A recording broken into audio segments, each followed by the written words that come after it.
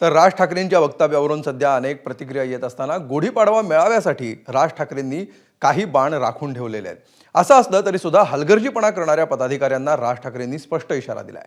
तसंच जिजाऊंचा जन्मदिन हा महिला दिन म्हणून साजरा व्हावा असं मत देखील राज ठाकरेंनी मांडलंय. पाहूया राज ठाकरे नेमकं काय म्हणाले. आपण जमलेले सर्व जण आणि माझ्या महाराष्ट्रामधल्या प्रत्येक माझ्या महाराष्ट्र सैनिकांना मी विनंती करतो की येत्या 30 तारखेला गुढीपाडव्याच्या दिवशी जल्लोषात गुलाल उधळत आपण सर्वांनी शिवतीर्थावरती यावं अशी मी आपल्या सर्वांना विनंती करतो. खाली आपल्या महाराष्ट्र सैनिकांसकट प्रत्येकाचं काम काय असणार आणि ते दर 15 दिवसाला तपासलं जाणार. जर जाणवलं मला की हा पदाधिकारी तो कोणी का असेना, जर मला त्याच्यामध्ये काम चुकारपणा जर समजा दिसला, कळलं का, तर मी त्याला पदावरती ठेवणार नाही.